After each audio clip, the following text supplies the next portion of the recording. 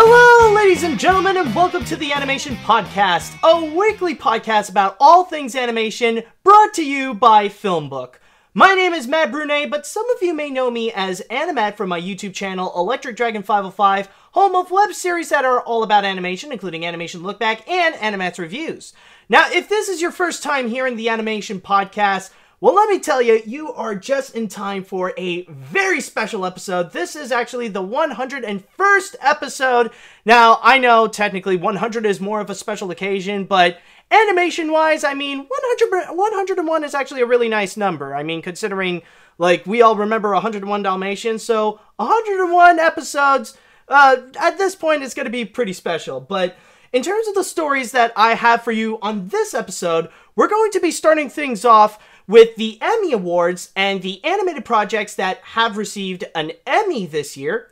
Then afterwards, we will be looking into the long-awaited pitch presentation of Dragon's Lair the movie. Then we will be looking into a very special crossover episode of OK K.O. Let's Be Heroes. Then after that, we will be looking into a little bit more information of a very anticipated sequel. And finally, we will end things off with AniMat's Pick of the Week. Now, if you want to check out more episodes of the Animation Podcast, then all you have to do is head on down to FilmBook, which is film-book.com, by searching the Animation Podcast. And you can also email us at podcast@filmbook.com with the Animation Podcast in the subject line. Now, some of you might be wondering, though, why is it that with the 101st episode is actually more special? Why am I mentioning this now instead of making 100 even more special? Well, the big thing about this one right here is that I actually have a very special guest star with me. Yes, this is technically going to be a little bit of a crossover podcast because with my special guest right over here, not only is he one of the more popular animation reviewers, he is also one of the most respected animation reviewers. This guy's... Respected? Oh yeah, well, at least from my perspective. This is definitely one person whom, whenever people would mention good animation reviewers, this guy's name would actually be brought up. And especially it shows on his very prominent YouTube channel, which is very strong, going over 350,000 YouTube channels. Ladies and gentlemen, from the YouTube channel, Rebel Taxi, Pen Pizza. Pen, how's it going, my man? I just woke up. It's 1 p.m. You just woke up and it's 1 p.m.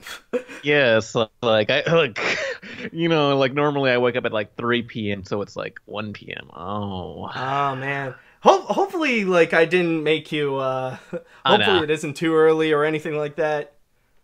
I know, hardly anyone ever, like, invites me to any podcasts. Well, I mean, the ones I do are, like, only have, like, 10 subscribers, so it's like, you know. Oh, just little ones?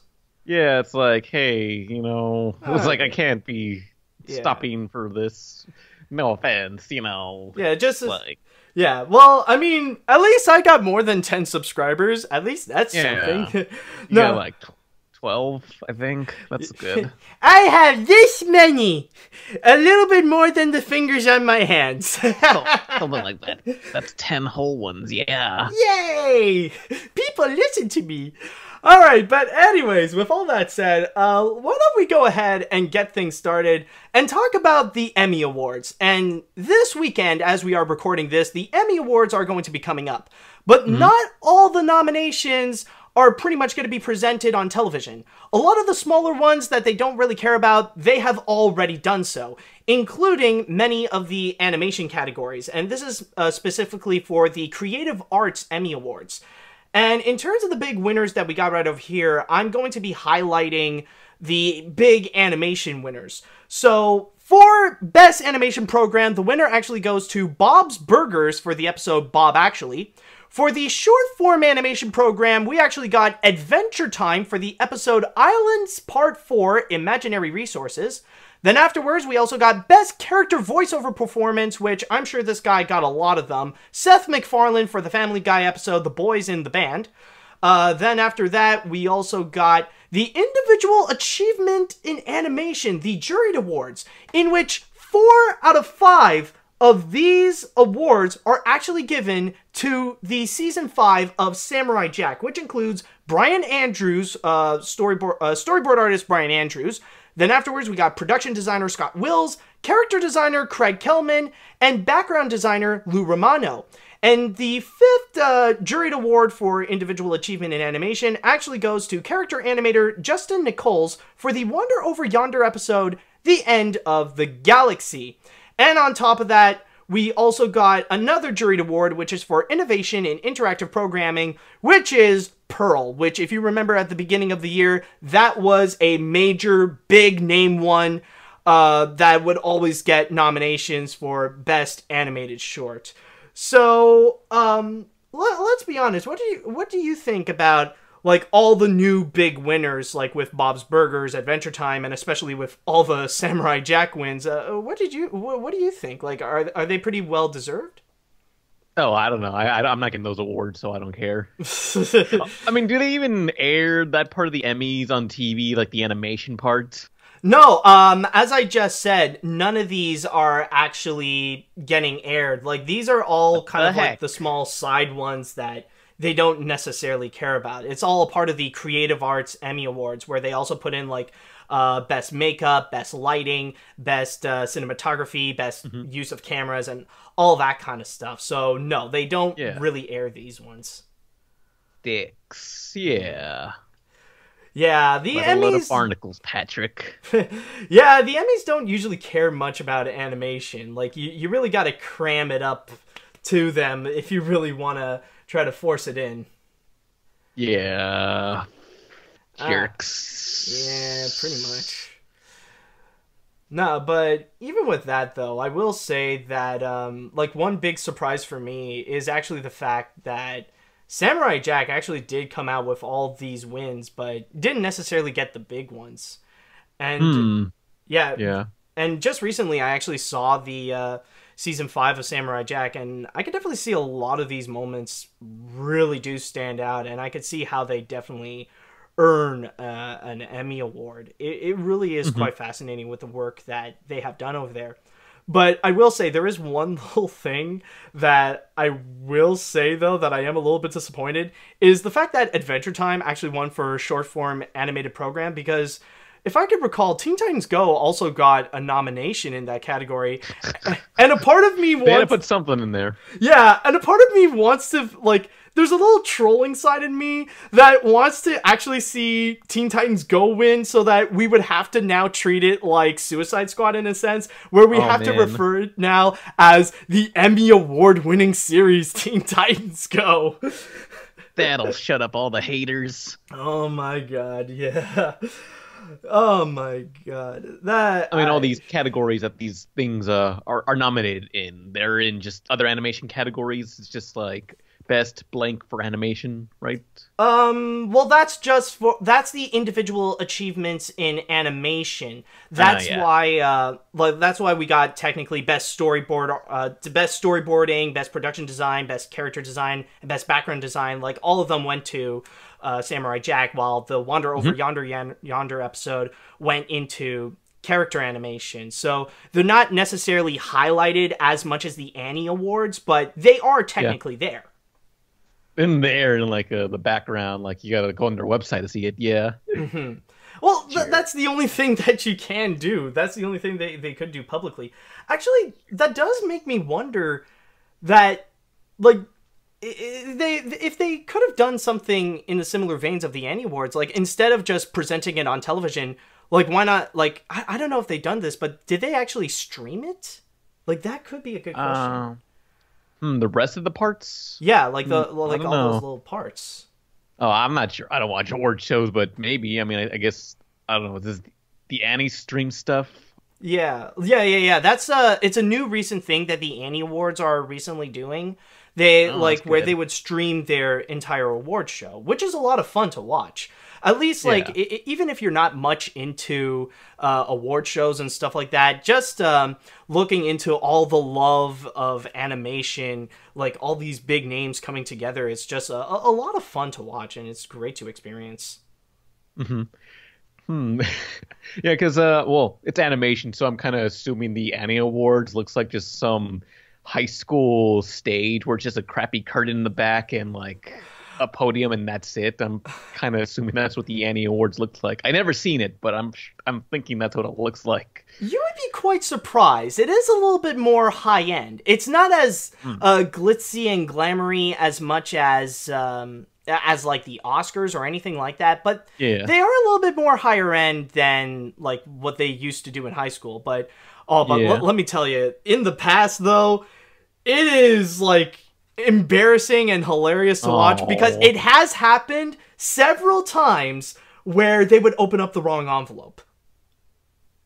Like what? Yeah, like the little incident earlier this year with the whole La La Land and Moonlight. It has happened a few times at the Annie Awards where they pretty much had to pause like a 2-minute awkward pause in order to find that right envelope and then open it up. Oh, so basically Moonlight won every Annie Award ever. It has happened, basically. Oh, no. They have gotten a little bit better, but I remember seeing those moments, and it's like, boy. Well, but the good news is that they didn't screw up on the big award. It's usually on some of the side awards or best children programming.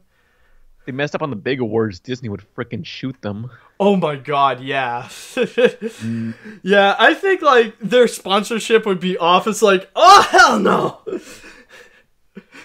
No, like, the worst nightmare for them is, like, they would accidentally reveal a, like, they say the big winner is some kind of DreamWorks film. Like, this year they would do, like, the winner is Boss Baby! Oh, no, wait, we should have said Coco. You know, okay, I find it funny, like, in Europe, didn't Zootopia, Moana get renamed in Europe or something? Because there was an adult film star with the same name? Yes, exactly. Okay. I think it was like some kind of porn star that got murdered or something like that, but I do recall that. Murdered? Oh, God. Well, I don't know. I look up Coco and I still find Ice-T's wife on Google Images, so I don't know if Disney is worried about that. I don't know. I mean, if that Coco is not much into controversy, I guess it should be fine. Yeah. I don't know. We'll just have to wait and see. But I guess overall, when it comes to the Emmy Award winners, I just want to say congratulations to every single one of them. They definitely did a great job, and hopefully their Emmy Award trophy does show their great effort. Yeah. Too bad they're not gonna air it on TV. Yeah, that's true. That does suck. That should be the next big mission. Or if or maybe Cartoon Brew can probably like really push that thing onto it, like make some kind of huge campaign about it. Like put animation on TV in the Emmy Awards. Please, like Adult Swim should have it or something. I don't know. At least they somewhat care about animation. Yeah, at least. I mean, they're showing some care with Rick and Morty, and technically with Samurai Jack. Yeah. Oh yeah. God, I'm yawning. Oh yeah. Oh yeah. Nah, you just woke up. I mean, it's all right. It happens. But I'm not getting those awards. But it's still like, I remember that one controversy a couple of years ago, somewhere when Frozen got released, where all these people for an award show were like, I don't know, Disney. I'll just vote for Disney. I'm not gonna watch this garbage. Oh yeah, that was for the Oscars. I think that was for the Oscars. Yes, it's like. People just don't care. It's like, my kid likes it, so I guess I'll put in Frozen. God, I hated that so badly. Oh, God, yeah, that was bad. I mean, that was pretty much embarrassing. Yeah, it's like, where are those people now who said that? Are they still alive?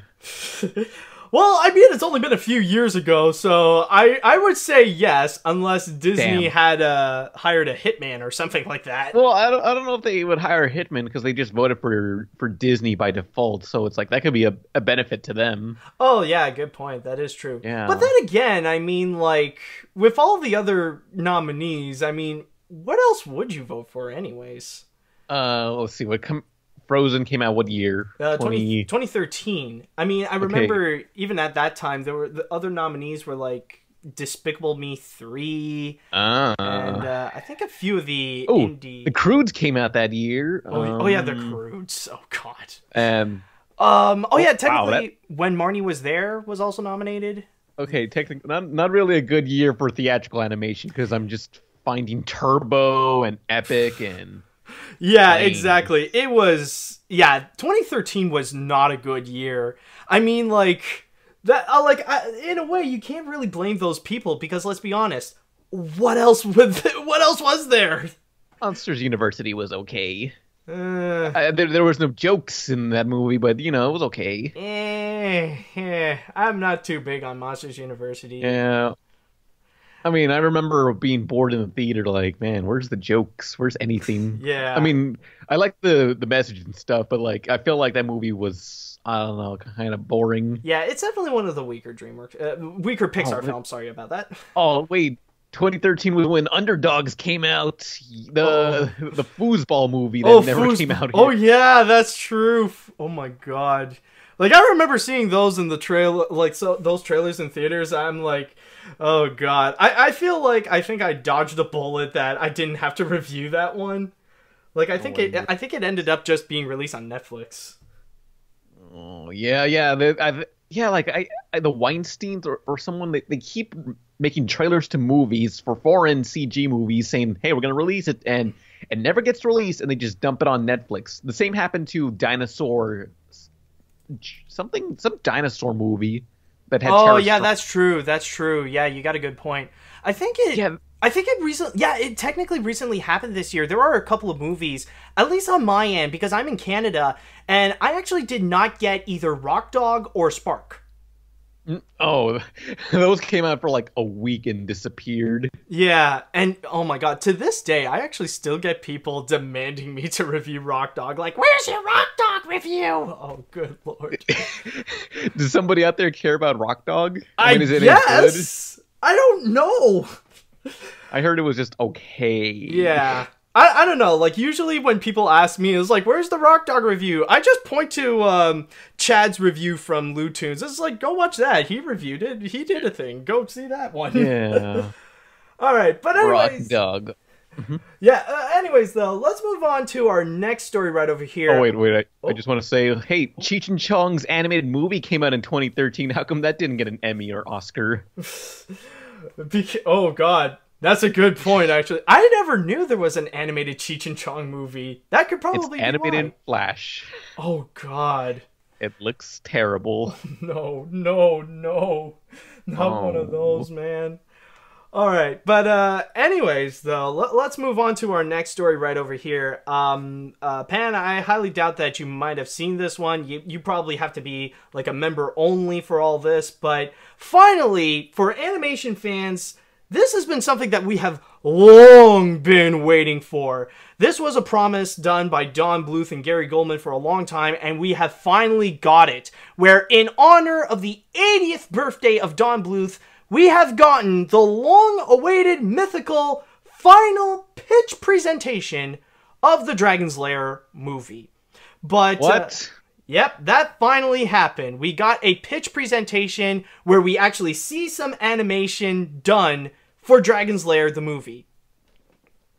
That game was never any good. Oh, snap! You know it's true. It was just a big QuickTime event. I mean, in like the 70s or whenever that came out, like it was impressive. But like now that QuickTime events are in every video game, and it's the worst part of every video game. Yeah, okay, I'll give you that.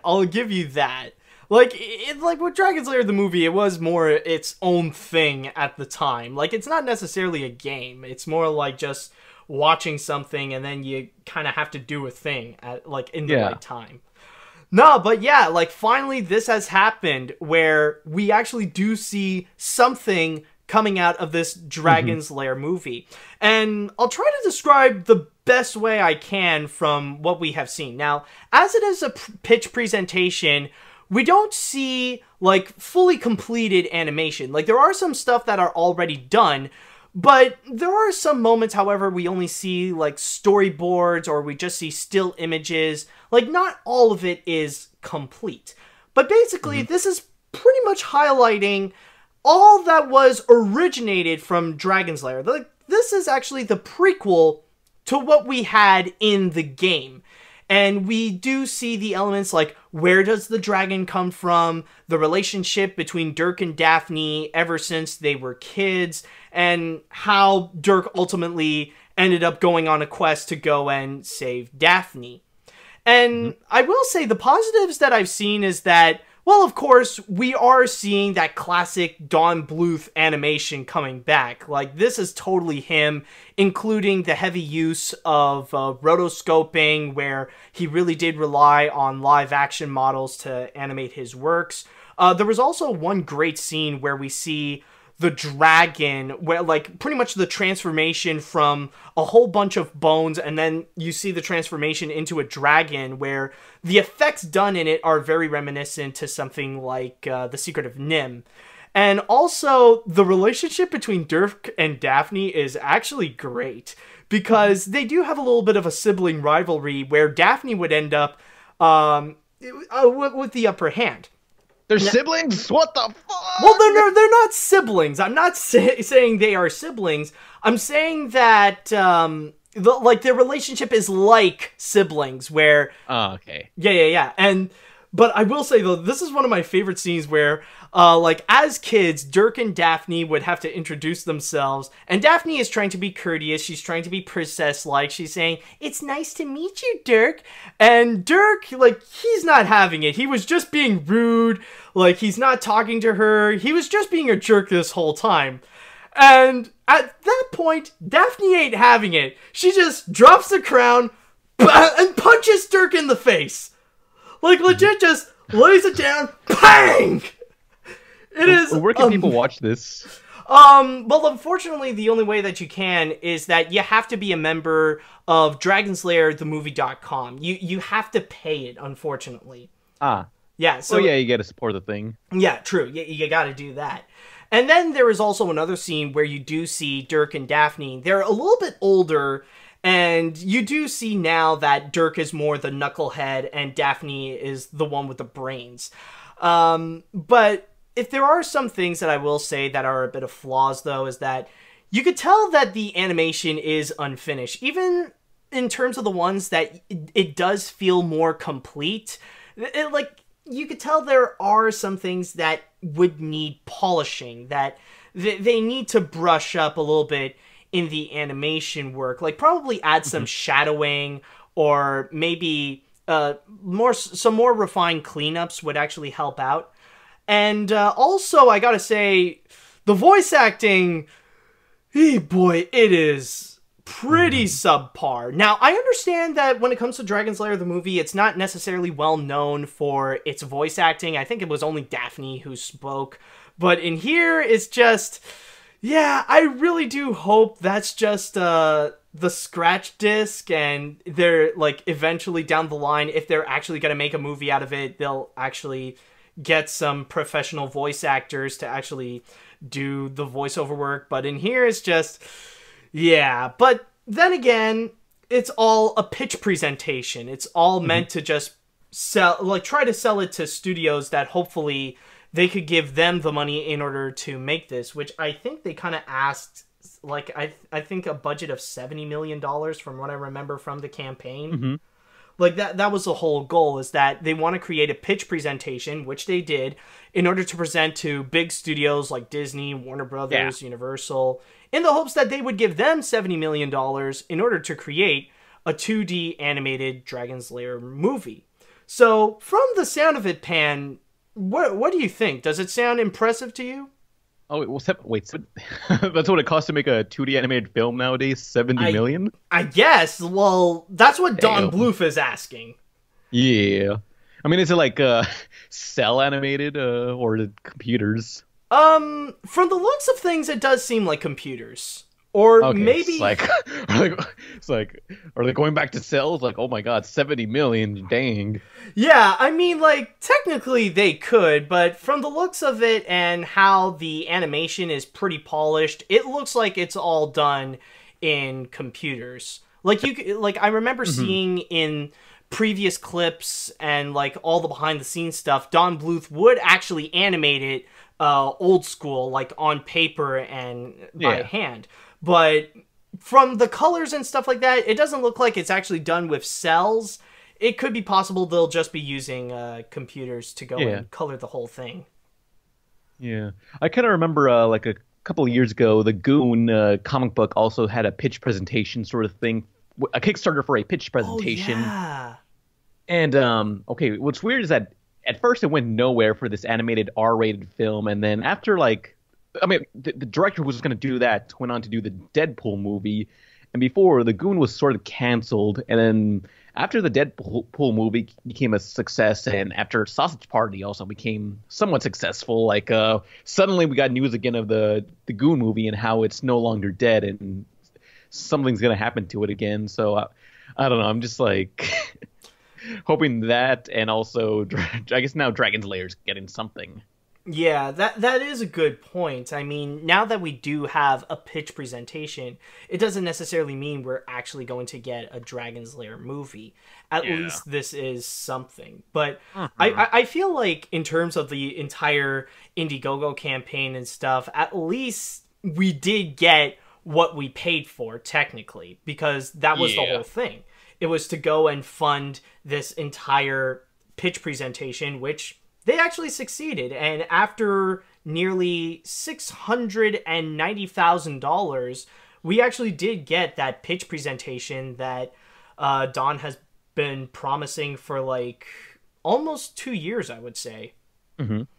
So at least it is something. Now, rather if it's going to become something bigger, that will just have to wait and see. Yeah, animation takes forever, so who knows? I mean, there could be something like 5 years down the line, and it's like, hey, here's the Dragon's Lair movie actually happening somehow. Yeah, you do have a good point. And plus the fact that I think another big aspect that we kind of forgot, but I did mention a little bit, is the fact that Don Bluth just turned 80. Mm-hmm. And I mean, by the time, like, even if it does get accepted and like, there could be a production line going from, like, what, 3, 4, 5 years down the road. It's not a guarantee that Don Bluth will still be up at that time. Oh, ow. Yeah, I know it sounds pretty bad. It sounds pretty somber, but, like, it is something that we have to bring up. It's something we got to mention. I mean, sure, we still have Gary Goldman, and he's still in high spirits, and probably he would be taking the helm if that situation would ever happen. But that's the thing, is that the people running this entire movie, they're pretty old, so like, we don't know if there's like a time limit with them or anything. Oh. Well, this got depressing. Yeah, I'm sorry. I know, like, it sounds bad, but I just have to mention it to know, like, if the case would be. I mean, I'm just saying just in case. Now, it is possible Don Bluth could live up to be 100. Yeah. So, like, who knows? That's what I'm saying, is that we don't know what's going to happen in the future if... yes or no, we will actually get a Dragon's Lair movie, and if so, what's going to happen during production? That is also going to be remaining a mystery. Mm-hmm. Yeah, but I will say, though, that overall, like, if I can end off on a lighter note on this story, I will say congratulations to the Don Bluth crew for actually making their presentation. It definitely does look nice overall, and I do wish them the best if it could ultimately turn out as a real movie. Mm-hmm. Hopefully, yeah. Yeah. I mean, you said it's a prequel to the games, or will it's a prequel portion to of the games ever be in it? I can imagine the movie will end off with the entire game where we'll see Dirk fight off the dragon and save Daphne. Like, that wouldn't surprise me.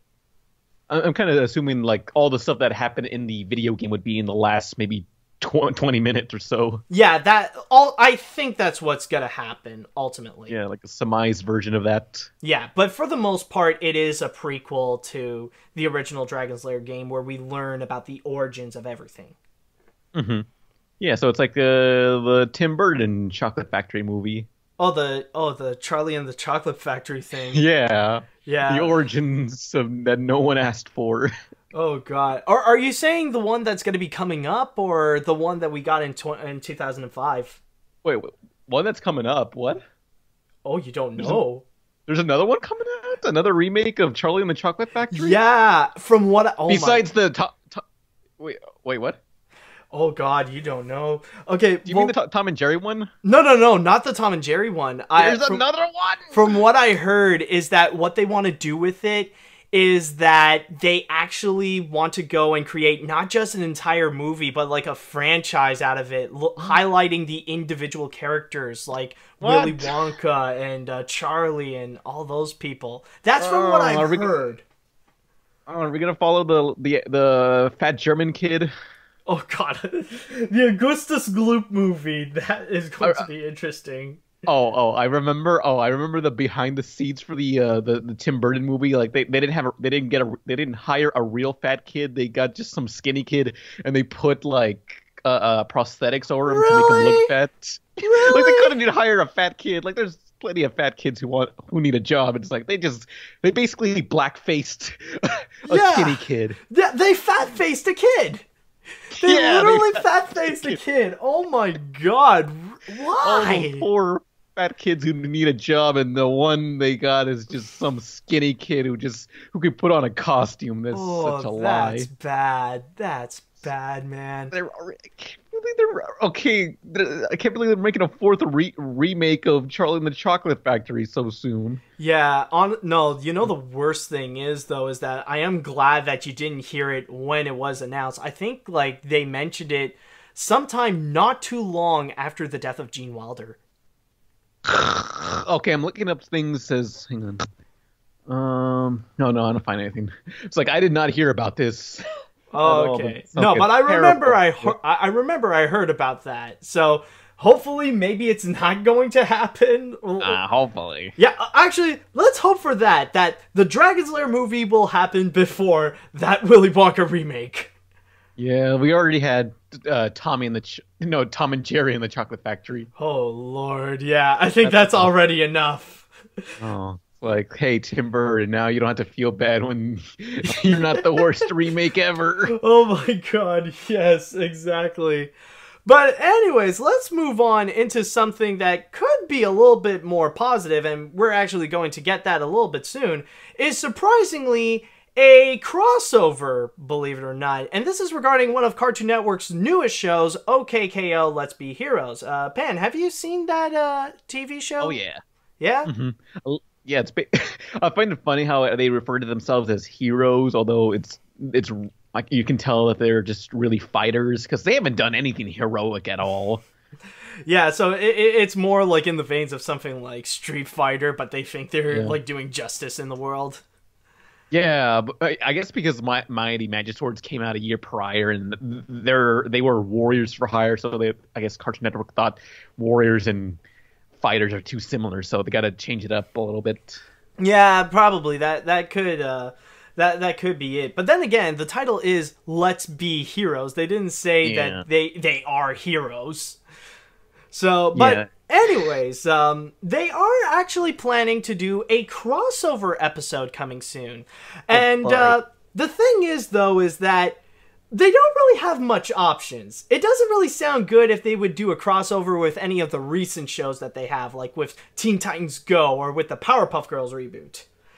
So, from what I imagine, is that they would have to go directly to Ted Turner himself to suggest ideas of what they can do about an OK K.O. crossover.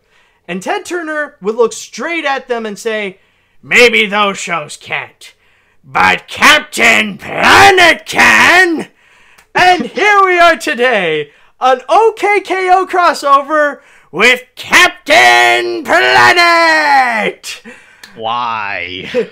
And let me read you right over here with what's going on through my source here on Mashable, that Mashable can exclusively reveal that the blue-skinned, eco-friendly superhero will cameo in an upcoming episode of Cartoon Network's OK K.O. Let's Be Heroes.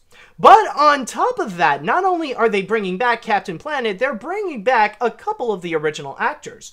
Original series stars David Coburn as the Captain himself, and also LeVar Burton as Kwame, will reprise their roles for the episodes, which sees the evil Lord Boxman, played by Jim Cummings, polluting the air around the plaza, prompting K.O. and his friends to combine powers with the iconic superhero. So yeah, that's the whole plan, is that Captain Planet is back on Cartoon Network, but for one episode of OK K.O. I don't think kids even know who this is. No, I don't think so. I mean, Boomerang sometimes plays Captain Planet on like at like 6 a.m. or on Earth Day. Yeah, true. Oh. But there is one positive thing I will say about it, is that I do think this is a much better idea than just taking an old property and just completely making a reboot off of that. Because in terms of television animation, that's like a major trend that I'm seeing that's been going on for a while, like with Ben 10, Teen Titans, Powerpuff Girls, and other properties are doing the same thing, like Nickelodeon with Hey Arnold and Rocco, and then you got Disney with DuckTales. Like, everybody's doing a reboot, but why not just do like small snippets like this, you know? Yeah, get the kids interested in the character and they'll look them up. Exactly.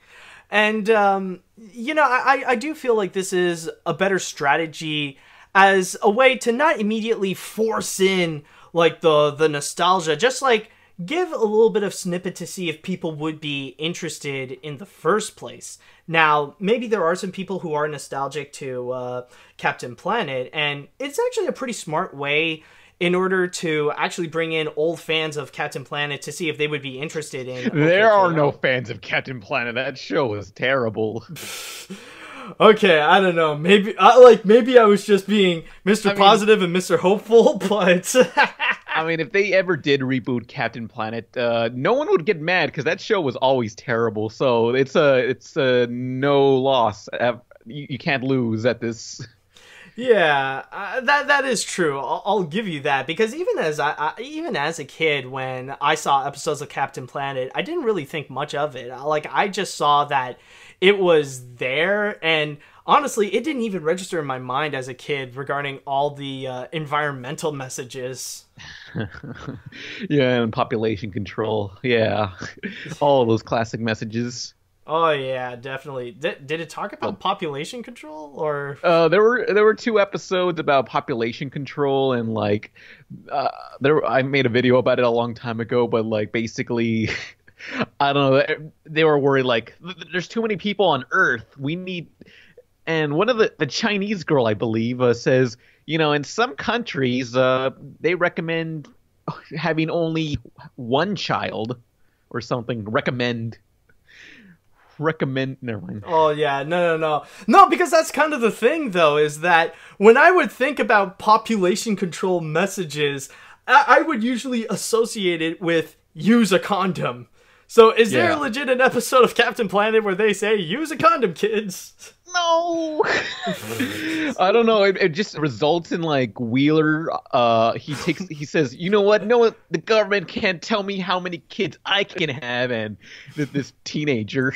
I don't know why. And then he goes parasailing or whatever, and then he ends up on like a small planet where these mutated rat colony, like tiny little rats, have their own colony, and it's overpopulated, and they're running out of resources, and their world is slowly dying.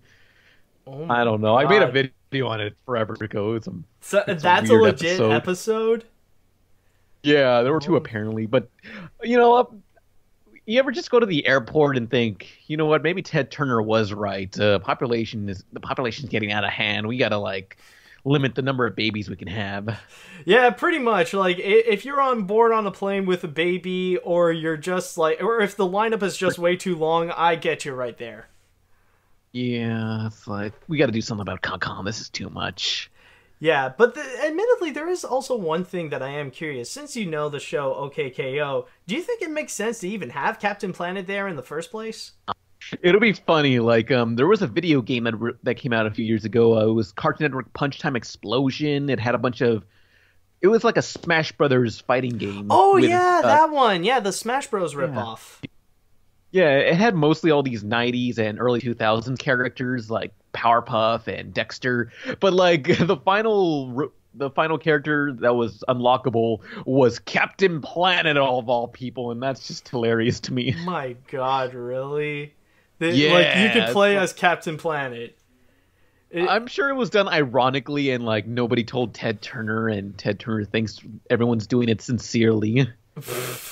Oh my God. No, the best thing actually, like, I would probably be so down to actually buy it and play it if we got the Robot Chicken one. The one that is actually Ted Turner as Captain Yes. Planet.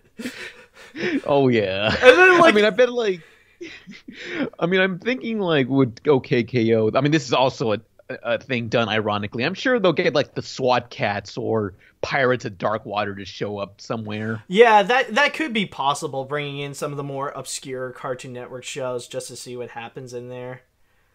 Yeah. I mean, like, OK K.O. seems like the show that would do that. They just have all these weird-ass references to, like, 90s things or just anime and stuff.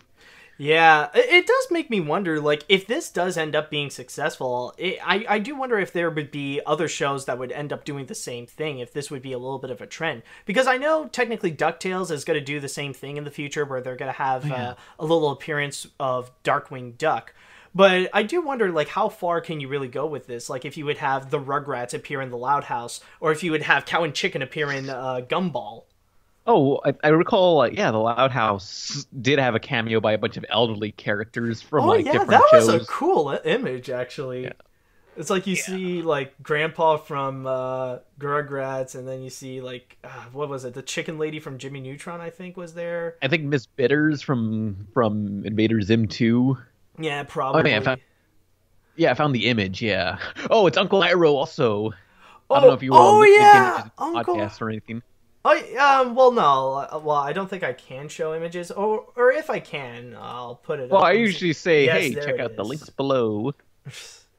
Yeah. Oh my God. Yeah, there it is. Oh my God, it is Uncle Iroh. Yeah, and then you also got Grandpa from Hey Arnold as well. Oh my God. Like, what's with the teeth, though? That looks weird. Look, nobody knew how to draw Grandpa properly. He always looked terrible. Well, I mean, like, it's Hey Arnold aesthetics. I mean, usually their designs, it's always the weirdest thing. I mean, yeah. Like, they say football head, but it's more like a frickin' zucchini head. That's true. Oh my God. But yeah, so for you guys out there who might actually be interested or curious enough to see how is it that you can blend OK K.O. with Captain Planet, then all you have to do is just wait on October 9th at 6:30 p.m. to see the ultimate crossover of OK K.O. and Captain Planet. Yay. Although I think it's just going to be a little cameo or something. Well, yeah, like Captain... I remember... Okay, I remember a few, like, near the end of the Futurama series, they hyped up Adventure Time's cameo, Finn and Jake being in there. Oh, yeah. And it's like, why are you hyping this up? This should be a surprise. It shouldn't be a freaking thing you publicize. It's just for this 1 second of footage, Yeah, that honestly sounds like if Family Guy would hype up like a cameo of some other character or something like that. Like just for their little like reference bits. Family Guy hyping up a cameo by Timur the Cheese Wheel, the cheese mascot. Yeah, and nobody knows. I remember like what ultimately happened was that I think in the episode in there is just like you just see Finn and Jake like chained up in prison, and you have Jake ask like, "What time is it? It's time for you to shut up!" And that's all it was. Wow, all the hype for nothing. Great. Yeah. I remember it was on the same day that episode aired, the same day that Daft Punk was supposed to appear on the Colbert Report, and that also got canceled. So it was just a whole day full of disappointment from Comedy Central. Yeah. Well, to be fair, though, I mean, in here, it actually did state that Captain Planet is just going to get a cameo, so it's probably Kwame that's going to get more of an appearance. But then again, like, this type of disappointment from all the hype building up, I mean, technically it wouldn't be Cartoon Network's first time. Last week, they did do that whole thing with the 4th Powerpuff Girl, and so far, nobody seems to be really that impressed. Has that episode aired yet? Don't want to see it. Not yet. I think it's going to be pretty Dang. soon. I think it's actually going to be pretty soon, though. I think it's going to be sometime this weekend, or next week. Boy. Oh boy, yeah, time to see Bliss. Are we all excited for Bliss? They haven't showed her face, but like I saw one screenshot of her. Well, they showed someone leaked a different screenshot, and her legs are super freaking long, and it just looks weird. I know. Oh my god, I saw that image. Honestly, I swear to God, I thought it was like some kind of mixture of a Powerpuff Girl and Jake from Adventure Time. Like, what was that? Yeah, she looks like a character from Advent Rising on Xbox. Oh my! If anyone knows what that is. Oh yeah, I know what you mean. Assuming anyone remembers that game and like how long everybody's legs were in that game. It was some weird game made by the guy who wrote. Actually, you know what? You know what it reminds me more? It's like there's this meme that's been going on where people decided that, like, ever since Bayonetta got into Super Smash Bros., they all give the characters Bayonetta legs. Like, just oh yes, my legs are long. Yes, my legs are long. Like, just super long legs and wearing high heels. Oh my god. And some of them, like, they would rig it onto the characters, like, when they would hack the game, and they would have, like, characters like Kirby or Pikachu doing the same sexy dances as Bayonetta. Yeah. Oh my god. Like, people, go look up Advent Rising on Xbox. Like, those legs are freaking long. It's disturbing, and this game was made by that guy who wrote, what's it called? Ender's Game. Before he went crazy. Oh dear God! Well, let me see. Oh dear! Gigantic legs. Just, I see that. It's disturbing. Lord. I can see that.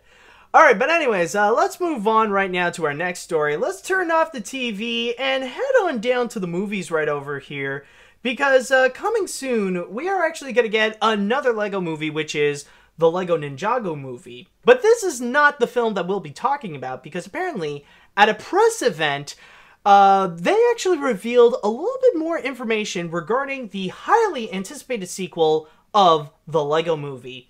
So on my source here on Collider, they actually had a chat with producers Lin and Chris McKay discussing on what's going to be happening in there. And let me just start off with a little quote here from Lin saying, "We are going to the Lego movie too. The team is all back together, so it's Phil Lord, Chris Miller, myself, and Chris McKay. Mike Mitchell is the new voice who is coming in to direct the movie. Chris and Phil are rewriting the script right now, but we are in production. We're picking up where the first movie left us, where the Duplo have now come in and they're attacking Bricksburg. It's several years later, and you're going to see the result of that."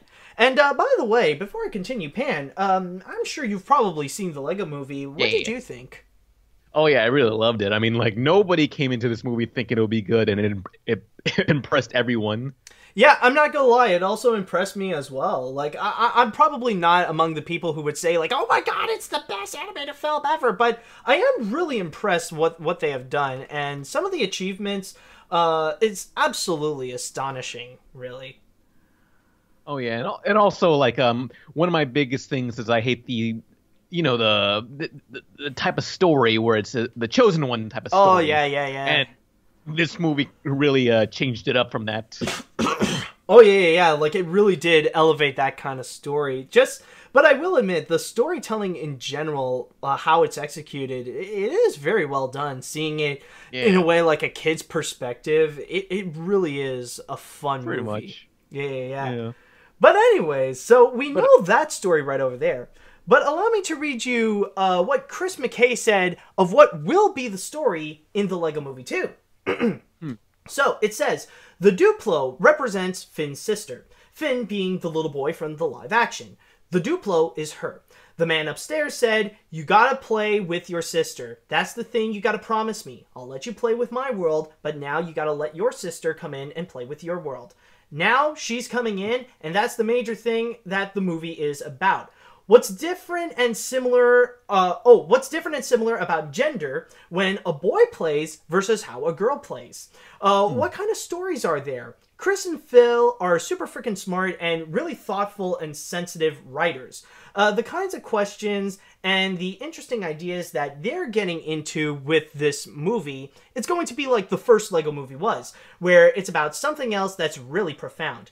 I'm really excited about where this movie is going to go because it's about these things that are actual notions that people have that might even be unconscious biases, where people don't even realize that that's the way they're looking at the world. You can do that in a movie like this and still have it be a great musical with fun songs and have action and all other crazy things we're going to get into with that movie. It's going to be a really special movie. So with all that said, what do you think about this plot where they're going to go into the theme of how girls play versus how boys play? Well, that'll be interesting because it's basically like, you know, every guy played with Barbies at one point, so, you know. Yeah. But, you know, that'll be interesting of a concept. But also, I'm glad it's not another father-son issue. It's a sibling rivalry issue because, like, the last 3 Lego movies have been nothing but, like, father-son issues for some reason. Oh, that is true, actually. I was about to ask if you have even seen the Lego Ninjago movie, but with the way that they're presenting the trailer... Yeah, but with the way that they're showing the trailer, that is true. Like, it does seem like that is going to be a major theme. But yeah, you definitely are right that this does seem a little bit fresh, that they are avoiding a little bit of what's going to be like the whole father-son theme, and now they're just going to enter into the sibling rivalry aspect into it. That, you know, that does seem it seems like a pretty good idea. But one thing I will say that does seem actually really unique is the way that they're approaching the gender theme. Because when you would think like that, you would just think of the whole idea of men versus women and the main differences on that. But this one, it goes a little bit more into an innocent route, like a route that not a lot of people would think about. I mean, just the idea of how boys play versus how girls play, it is a unique take. It is actually something that we didn't necessarily think about. And seeing like the whole origin on that, you know, it could actually be fun. Mm-hmm. Yeah, I mean, like, Legos are basically gender neutral, and then here comes like the Duplos. What are they? Is that what they're called? Duplos? Yeah, they said Duplos. Yeah, those are basically seen as just girls only. So I don't know. Yesterday I was thinking like every single thing is either gender neutral or for girls, and it's like, well, occasionally, unless you're Spike TV. Then that is true. Yeah. But yeah, so that's what I was. Yeah, but even with Legos in general, I feel like nowadays, at least, there are a lot of mixes. Like, there are some that are clearly obvious that are made for girls, or at least for preteens, and then also you got a lot of the boy toys, which in this case, they are kind of the more branded ones, like for Star Wars, or for the superhero ones, like for DC or for Marvel. So, like, they could go into a little bit, and plus the fact that, you know, like with the Lego movies, they would get into several different properties. Like, it will be an interesting battle, and especially like maybe we'll even see like a battle between like Batman versus Wonder Woman, or even like Wildstyle versus Emmett. Yeah, because I don't know what properties they also own for girls, but I know recently Lego released what's it called, Lego Fairies on Netflix. Lego Fairies? Yeah, it's like some sort of, it's animated like Voltron. It doesn't look anything like Legos, but it's the Lego Fairy brand, and it's fairy adventure on Netflix. It's like, you guys spent a little too much on this animation. This is a little too good. Yeah. Why couldn't you spend this money on the Magic School Bus reboot? Oh God, yeah, that is so true. Yeah. Oh my God. It somehow, like, all the money went into Lego Fairies, and the Magic School Bus is left with this Family Guy looking style of animation. Not even Family Guy. At least Family Guy is traditionally animated. This is like doll dress-up Flash game. Yeah, I'll give you that, but I mean more like in terms of the execution. I mean, I don't mean like the actual look of it. It's just some aspects do remind me of Family Guy, like the way that like the entire body is just stiff and you just see the head moving a little bit while they're talking. Yeah, no. Well, at least, I mean, yeah, Family Guy's pretty animated pretty cheaply. Yeah, And just well, nowadays at least, like it is. with the same frames over and over for all Yeah. we know. But at least that's traditionally animated, I guess. But like this, it's animation rigs. It's Flash. It's But it has a theme with Lin-Manuel Miranda, though. Oh yeah. I think Netflix took down the trailer? Did they?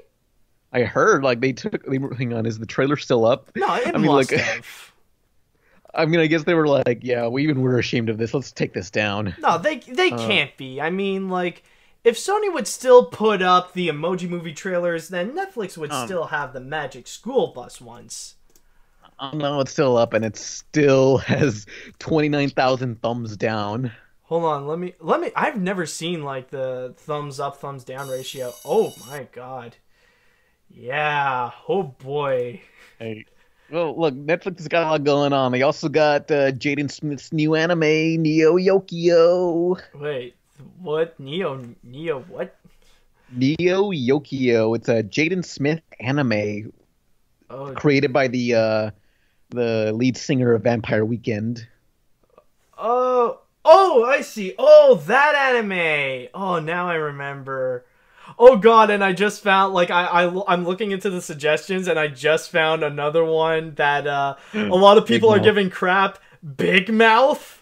Oh god, yeah, the trailer to Bigmouth on Netflix. Everyone look that up. It just looks unpleasant, and the monster looks like freaking Roger from American Dad. Well, just like his posture and stuff.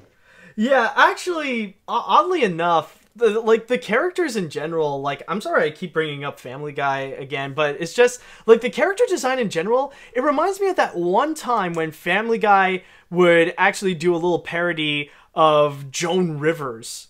That's what these characters look like. Oh, yeah, with the big lips, and the only difference is that, like, now they got, like, creepy doll eyes, and the theme, like, the whole theming of, like, puberty and sex is, like, why, though? Why? I mean, this looks uncomfortable. Like, the promo they released shows this, an underage child, voiced by Nick Kroll, masturbating. It's like, well, gee whiz, this is already looking like a quality show, and now I see why Netflix is 20 million in debt, I think. Yeah, no, 20 billion in debt. Shit, 20 billion. I guess like Netflix said, hey, let's get a bunch of different shows, and one of them will stick. Yeah, they're just hoping for that. Like they need to fill in a lot of stuff before DreamWorks can bring out another Troll Hunters. Oh god, I mean, like, I guess, you know, I guess it's like throw something at the wall, something will stick, and something's got to work. I've heard maybe Netflix gives more creative freedom, so that's why we got this. So maybe it'll be good. I mean, like, I thought F is for Family is going to look like garbage, and that turned out pretty well. Oh, okay, that's good.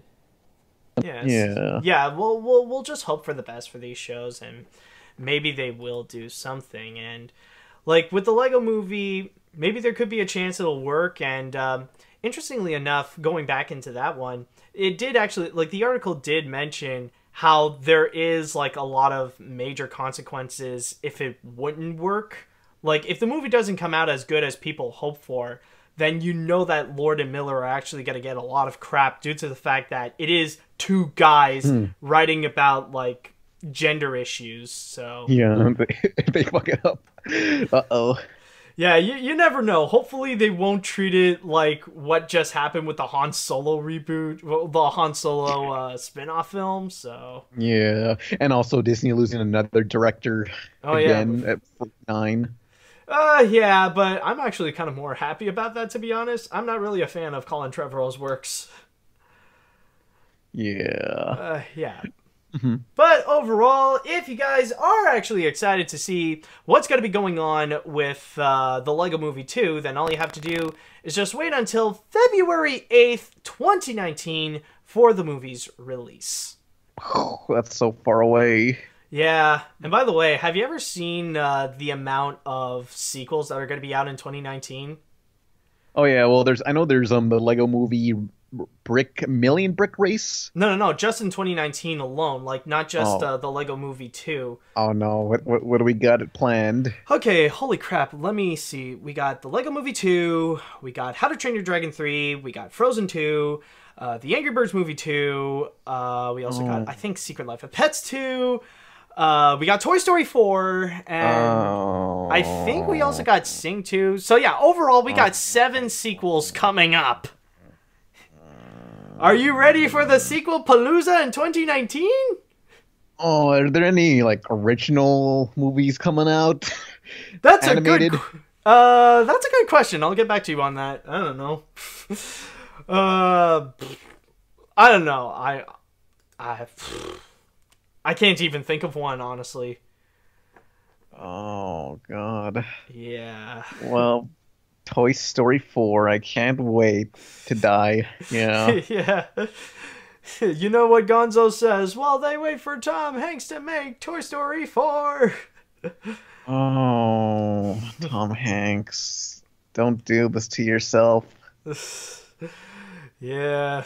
That's the time. That's the time when John Lasseter, like, they just jumped into Tom Hanks' ship, and he's just going, "Look at me, look at me, I am Captain now." Although one sequel I am sort of excited for is Lego The Billion Brick Race with Jorge Gutierrez doing it. Yes, that is actually going to be pretty interesting. Yeah, it'll be basically Lego Racer 64, the movie. Yeah, that is true. But also, one thing that's going to be interesting with that one is that this is going to be the first time that Jorge Gutierrez is going to be coming out of his element. We all know him for his style with what he brought out with El Tigre and Book of Life, but now he's going to be jumping into another property, so we'll see how that goes with that. Mm-hmm. Oh yeah. Yes, but finally we shall now go and end things off with one more story with AniMat's Pick of the Week, and with this one, sadly we're going to end off a little bit on a sad note, because sadly there is one person out there who sadly passed away, and this guy is a major legend. And just by reading his history, like, he left a huge impact, probably bigger than you would ever expect. And I am talking, of course, about legendary Disney Imagineer Francis Xavier Atencio, or as many of you may know him as Atencio. By the way, Pan, have you ever heard of Atencio before?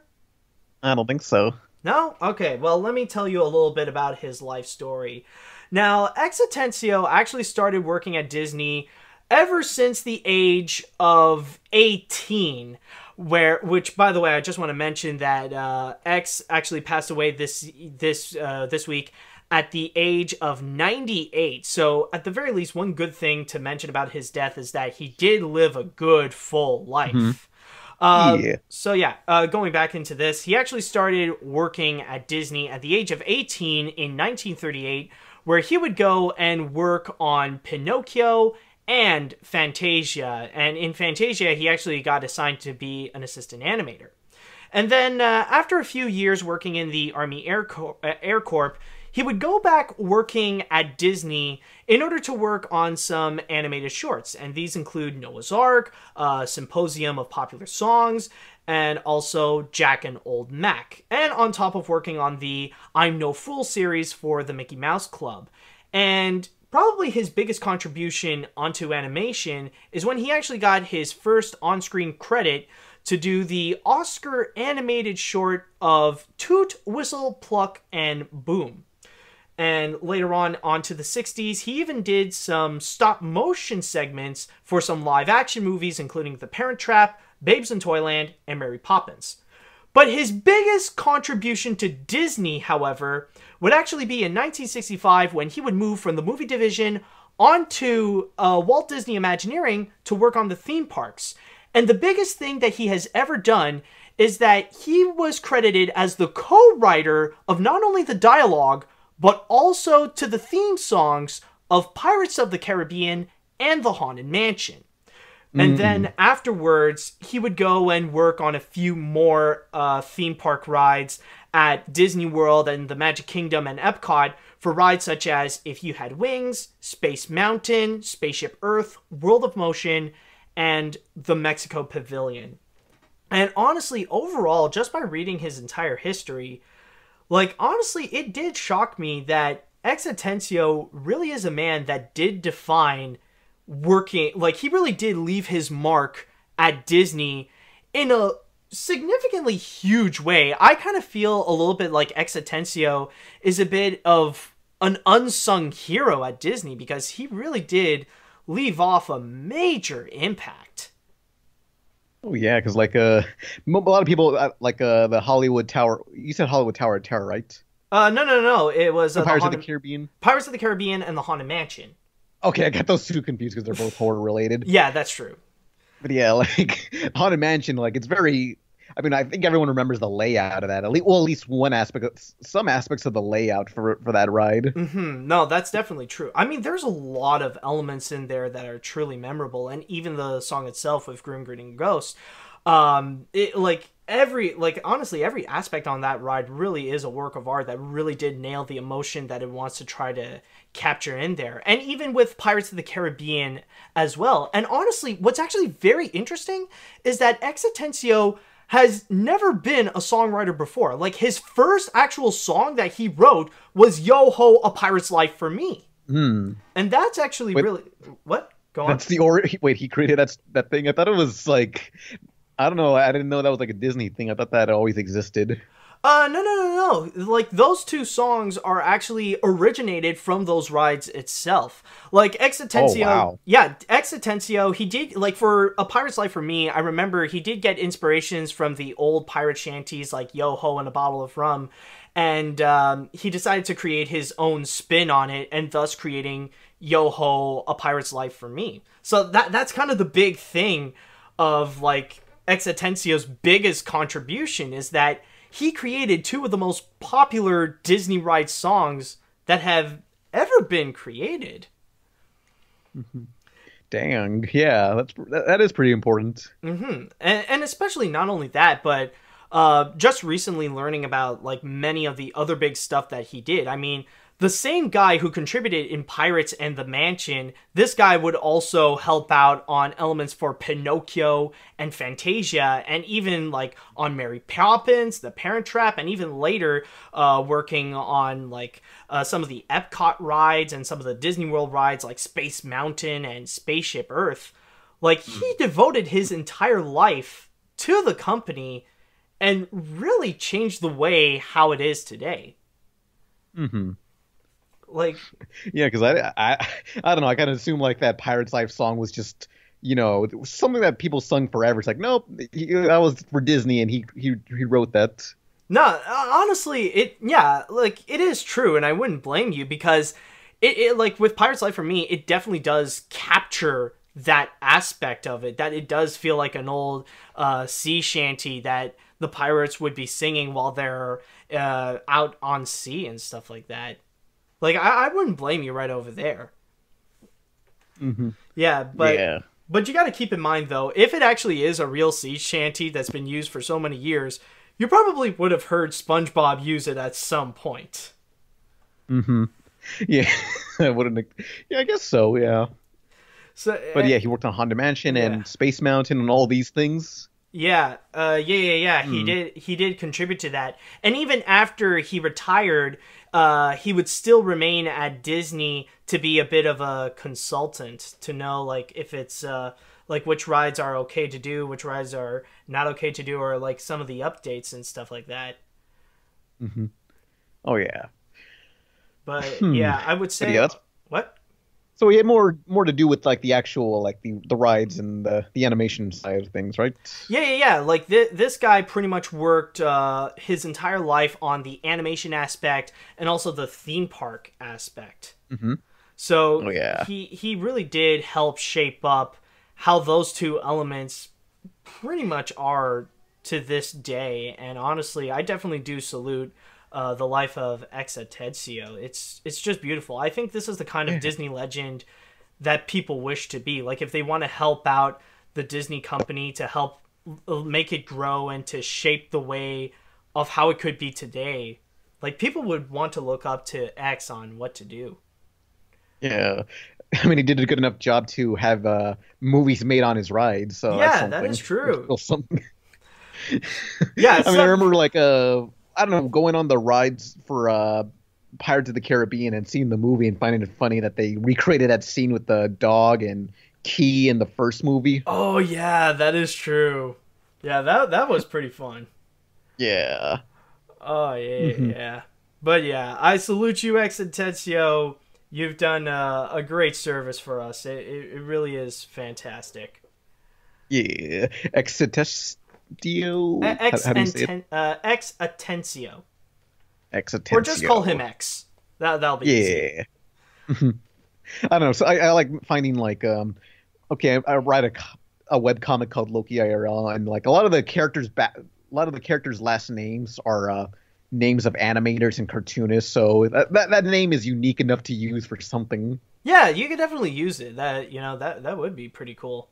Exitestio the pirate. Something like that. That would be awesome. Yeah. Like an Atencio pirate. Do that, man. You gotta do it. Something like that, or something like Exitestio's mansion. Something like one of those things. Oh, a pirate captain who lives in a mansion, but now ever since his passing, it has been haunted. Yeah, that's all. There's no such thing as a non-haunted mansion. Yeah, that is true.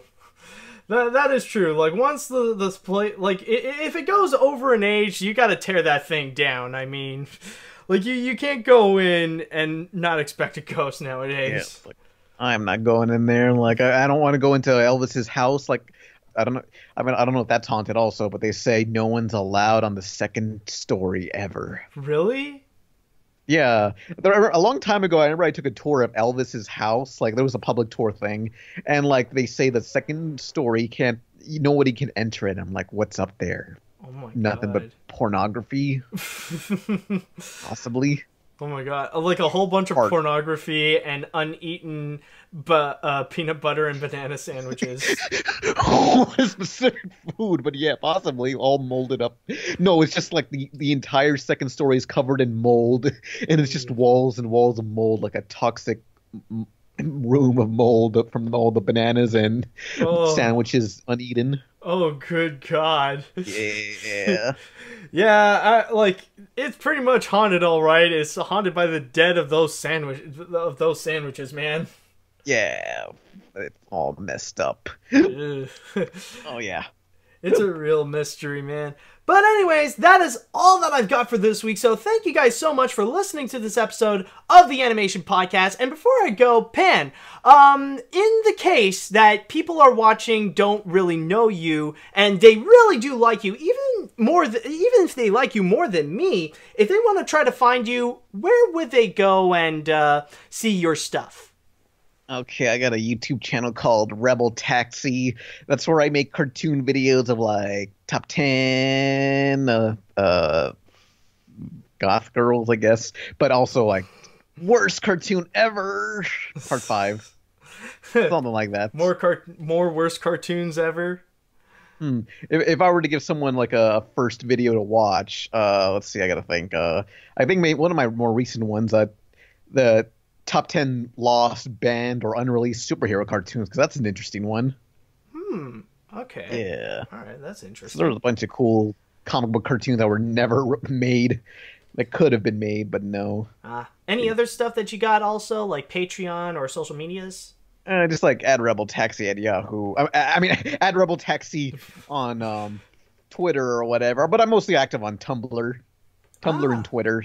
Okay. That's pretty interesting. Just look up Pin Pizza on Tumblr. I don't know. I'll give you some social media links, possibly. I'm not sure, in the description, maybe. All right. I don't know. We'll see. Just give us the ones that you feel are the most important. Yeah, but as for me, for this podcast, you could go and find more of this at film-book.com. All you have to do is search for Magic Brunette or the Animation Podcast, but you can find me on Twitter at AniMat505. Now, if you have listened to this podcast on iTunes or any other podcast service, there is one thing that you can do that can really help both of us. is if you go and rate and review this episode. That would be very lovely. Yeah. And if you are listening to this podcast on YouTube, then all you have to do is just hit that like button on our video and leave us a little comment on your thoughts about the news this week. Now tune in next week for the latest episode of the Animation Podcast and all things animation. Thank you guys so much for listening, and until next week, see you later, dudes! Bye.